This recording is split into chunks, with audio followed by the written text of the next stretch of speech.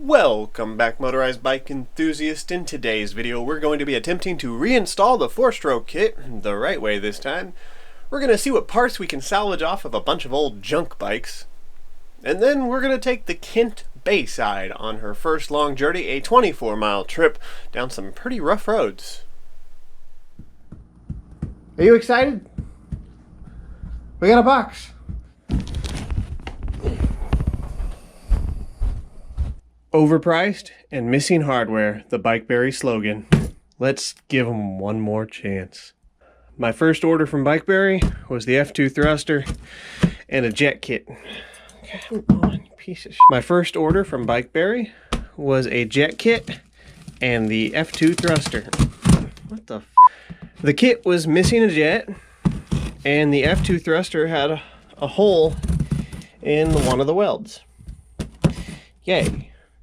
To their credit, they immediately replaced my jet, and I didn't bother with the thruster. My second order from BikeBerry, the lock and load friction drive kit, you guys know how that went. But if for some reason you didn't see the video, it was missing like a lot of hardware. This box is basically the entire mounting kit and transmission assembly, or at least it's supposed to be, for a 4-stroke kit. So it's basically a 4-stroke kit without the motor. And since we already have the motor, we got this. All right, another box in a box. We'll be right back. So here we have it, guys, the entire accessory kit for a 4-stroke motor. Basically everything you would get with your generic 4-stroke kit minus the motor. And the problem is, this cost $150 without a motor. That is the price of a decent 2-stroke kit that comes with everything. And a $150 2-stroke kit would actually come with better hardware and a decent motor. We're not looking too positive here. With as many requests as I've had to build a 4-stroke and give my thoughts and opinions on it, I always wondered why there's so few videos of the 4-stroke builds versus the 2-strokes. Now naturally I just assumed it was due to price. The 2-stroke kits are so much cheaper. I've had a handful of comments also explaining that their 49cc 4-stroke kits can go through the trails just as easily as my 2-stroke kits can.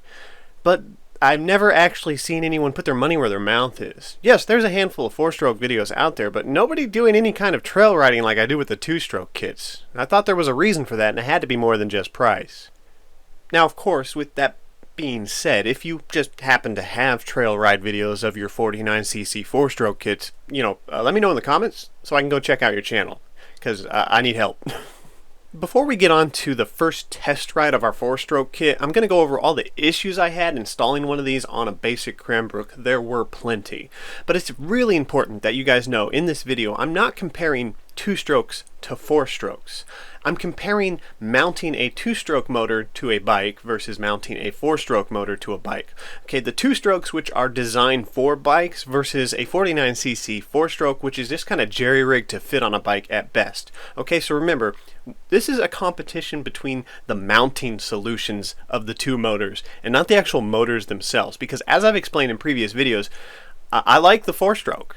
The motor itself seems fine, but putting it on a bike versus putting a 2-stroke on a bike, big difference. The first issue we ran into is pretty obvious. They're big and bulky. The 49cc, as far as I know, is the smallest kit you can get to fit inside of a bike, and if you thought putting a 2-stroke motor in a frame was tricky, try doing it with a 4-stroke. We bought this Kent Bayside specifically for this motor because it looked like it had plenty of room, and for any 2-stroke kit I can think of, it would. But unfortunately the down tube on this frame doesn't have the bend that the Cranbrook has, so it's not going to fit. No matter which way I orientate this plate, this motor is not fitting inside this frame. At least not without modifications. Next up, we've been having issues with the clutch. On the original friction drive kit, it locked up. Well, it turns out that a spring broke inside the centrifugal clutch. I also noticed that with the limited time we actually rode it, the pads on the centrifugal clutch had worn significantly. I've heard people have a lot of issues with these centrifugal clutches, and that's just another failure point which requires a lot of maintenance. And then we ran into issues with the chain, both in alignment and the type of chain you can use. Unfortunately, you can't use a heavy-duty 415 chain on this particular transmission, which we got from Bikeberry, their quote-unquote upgraded version. It has a dual chain drive and a one-way gear to, well, improve performance and reliability, but unfortunately it only fits a 410 chain included with the kit. The sprocket just won't match up with a 415. Second is alignment issues. Now, the motor mounting plate itself gives you a lot of wiggle room to move the motor around to adjust both chain tension and the alignment, but there's a bigger issue at play here, which we'll get into later when we talk about mounting the motor. Next up is the cranks. Obviously, with the 4-stroke kits, you need the wider crank assembly, and the kit I bought from Bikeberry did include this, but unfortunately, it's designed for a tapered 2-piece crankset, or 3-piece crankset, and the Cranbrook uses a 1-piece. Now, we went to salvage some parts off of old junk bikes, which we have a section on later in the video, to hopefully get these cranks to fit on the Cranbrook, but unfortunately that didn't work out because the Cranbrook has such a wide crank bottom bracket, I guess you would call it. Now, that's not a fault of the kit itself. They're either going to fit your bike or they're not, so we won't hold it against them. But you do need wider cranks, and if you're not prepared to deal with the issues involved in swapping out cranks and the different styles and measurements you need, that's just going to be a headache. For us, unfortunately, we just opted to not have a bike chain and be motor only, losing our motorized bike privileges. A minor issue which popped up while installing this kit is I noticed that it lacks the reinforcing properties of a 2-stroke kit. The 2 strokes are designed to basically just slot into the frame and add a second triangle of reinforcement. It's a nice peace of mind to have, but unfortunately with the 4-stroke kits, the mounting plate they include does little if anything to add a second triangle which reinforces the frame. You basically have this heavy massive motor just dangling around on the inside of the bike. The biggest issue I've run into by far is the mounting plate itself. Not only is it really cumbersome to install with a handful of nuts and bolts, but it doesn't do a very good job of actually holding the motor to the frame. Now, this might just be the particular mounting plate I have, the one I got from Bikeberry, which seems relatively flimsy to the cast metal ones I've seen online, so it could just be in my situation. But no matter how tight I try to mount this plate to the frame, it will not stop slipping. The motor pulls itself to the left, the chain gets off of alignment and jumps the sprocket. It's a major headache. It's a relatively flimsy mounting plate, so I'm probably just going to blame Bikeberry for this one. This is a terrible design. The only way I can see to overcome this issue with this particular mounting plate is to add some kind of a friction material in between the mounts of the seat tube and the down tube. Also, maybe I could drill a small hole through the seat tube and add a bolt to keep it centered, but that's never anything I like doing. Moving on. Oh yeah, she's gonna go far.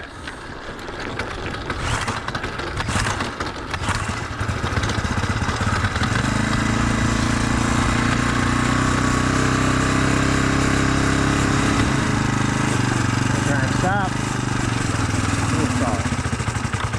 Of course.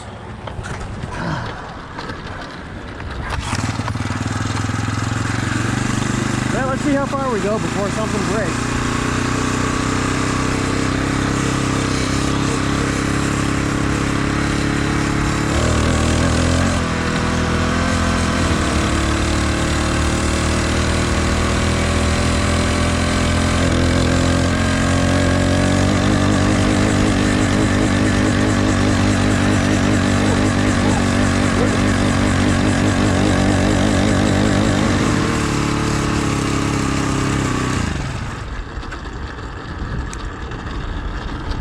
The motor has sunken because the mounting plate will not clamp no matter how tight I make it, and because the motor's sunken, the chain loosened up. Yep, there goes the chain. And of course it gets stuck in there. That's great. Yep. Perfect.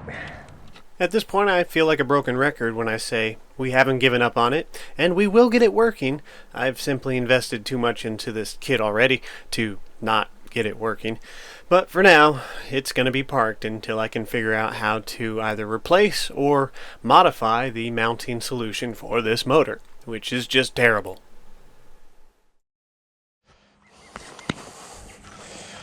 At the moment, we have 3 perfectly running bikes with no issues.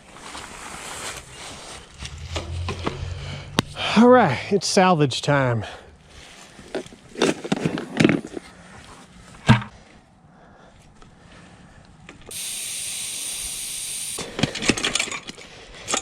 Is that a cassette on a Roadmaster? This must not be the original rear wheel. See if that axle's any good still. Bearings are definitely shot. Let's get some WD-40 in there, and it's bent. Tire's got a good bit of tread left on it, and I know our tube's still good, so we'll go ahead and pull the tube and tire. It's not quite as thin as a street tire, but it's not as thick as the cruisers or the mountain bikes, and this should fit on pretty much any of the Cranbrooks and other 26-inch bikes I have. So if I run into a situation where I'm having chain clearance between the tire and the chain, I can throw one of these on and it could make all the difference. And the front one looks good too. Definitely pull that. That's garbage. Yeah, not bad. So we'll save those. We'll go ahead and pull the bearings out of those. Those feel good. Bearings feel great. Tire's not sloppy. Yeah, that's a good front wheel set. Brake pads on this one still look really good. A lot of meat left on those. Front wheels, we sure have a lot of extra front wheels. Hopefully this back wheel is in good condition. I doubt it. Wheel's just a tad bit out of true, but nothing worse than you'd find on the Walmart rack.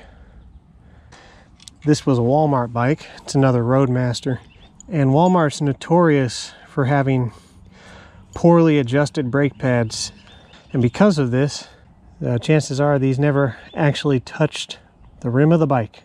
Good for us, dangerous for whoever bought it.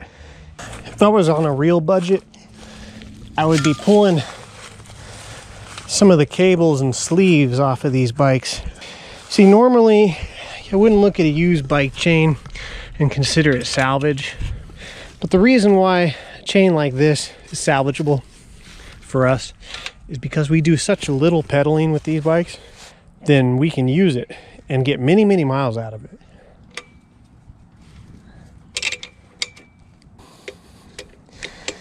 All right, what do we got? There we go. This you can tap off with a hammer and a flathead. I mean, even if this is the best we get, it's not a big deal, like I said, because we won't be doing a lot of pedaling, so this isn't going to see a lot of wear and tear. I added the salvage section to the video simply because I needed a new bottom bracket to replace on the 4-stroke build, but that turned out to be a bust anyways. Still good information for you guys. If you see someone throwing a bike out, go ahead and grab it. Even if it's a kid's bike or just a bike that's completely useless for motorizing, there's a lot of little odds and ends you can grab off of these bikes. We ended up salvaging 2 used motorized bike frames and 2 frames that we just found lying on the side of the road. Things like axle nuts, rear axles, those are good to grab even if the frame or the wheel is bad. Those axles, if they're straight, are nice to have. The axle nuts can strip out quite often because we have to torque that rear wheel pretty hard to keep it from slipping.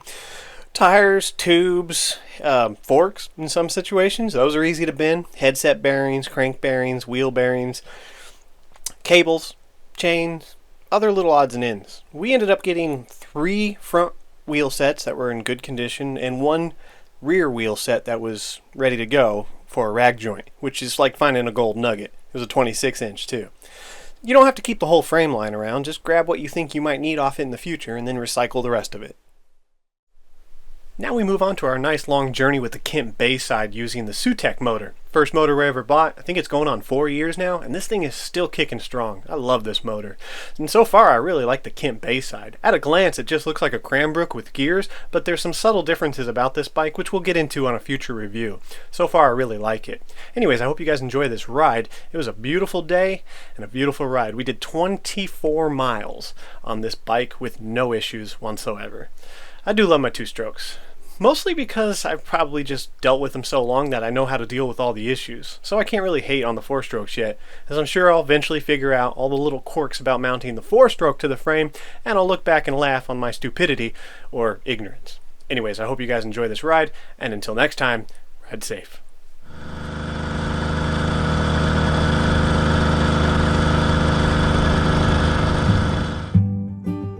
Oh, and fly away with the birds, set sail with the whales, run with the beasts of the night. We won't be on cause we keep the light on our side. Oh, fly away with the birds and set sail with the whales, and run with the beasts of the night. We won't be on cause we keep the light on our side. Yeah, we keep the light on our side. Yeah, we keep the light on our side. Hold on, hold with a grip so tight. When the wave comes out the shore side,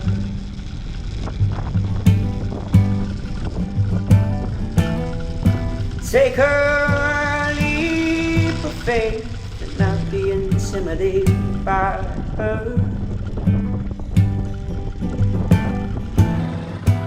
Oh,